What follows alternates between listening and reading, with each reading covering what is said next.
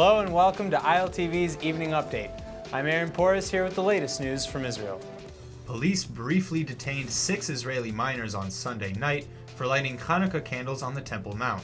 The group was stopped after they lit the candles at 2 of the gates leading to the Temple Mount compound, the Iron Gate and the Cotton Merchants Gate. They were taken to the police station in the Old City and subsequently released. Jewish prayer at the Temple Mount is strictly forbidden as part of the status quo agreement between Israel and the Jordanian Muslim Waqf, which administers the site. Known to Muslims as Haram al-Sharif, or Noble Sanctuary in Arabic, the compound is considered the 3rd holiest site in Islam. It is the 1st holiest site for Jews. Israel's ambassador to Ukraine was summoned to the foreign ministry in Kiev as part of the ongoing dispute over last week's UN vote against Israel. Prime Minister Benjamin Netanyahu canceled a scheduled visit by Prime Minister Groisman after Kiev voted in favor of the resolution in the UN Security Council. The move is part of Netanyahu's policy of putting on notice those nations voting for the resolution that there will be consequences for voting against Israel at international forums. According to a statement put out by the Ukrainian Foreign Ministry, Kiev expressed its disappointment to Israeli Ambassador Eliav Belotserkovsky over the emotional reaction of some Israeli officials and politicians to Friday's vote. Israel's Foreign Ministry summoned a representative from the Ukrainian embassy in Israel on Sunday to protest that same vote. Ukrainian Prime Minister Groisman was scheduled to arrive today. The School of Social Work at Tel Aviv University has marked one bathroom on its premises as being available for all genders, the first time such an initiative has been instituted at a higher learning institution in Israel.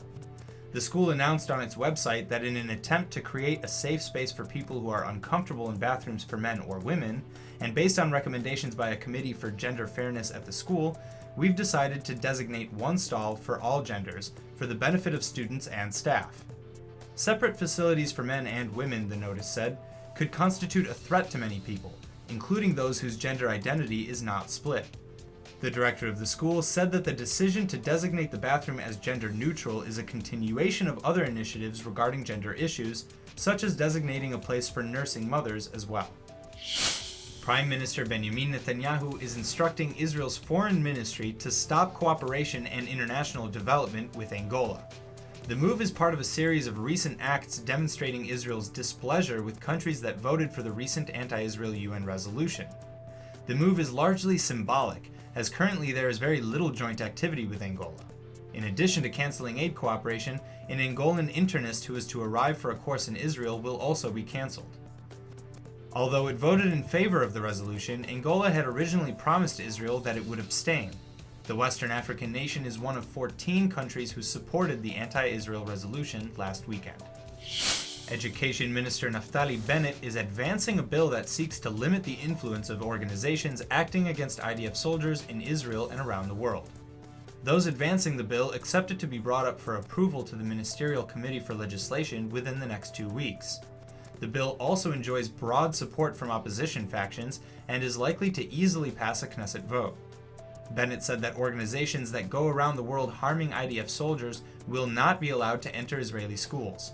The educational system is investing much in advancing values, such as contributing to the state, and nobody in Israel or elsewhere will corrupt this. The proposal was inspired by organizations like Breaking the Silence, B'Tselem, and others that accuse the IDF of war crimes. Yesh Atid Chairman Yair Lapid, a supporter of the bill, echoed the education minister, saying organizations that slander IDF soldiers and officers, calling them war criminals and encouraging draft dodging, should not be allowed in schools. That's all for now. Tune in to ILTV for our main daily broadcast playing after this. I'm Aaron Porras, and see you tomorrow with our morning briefing from Israel at 8 a.m. Eastern Time.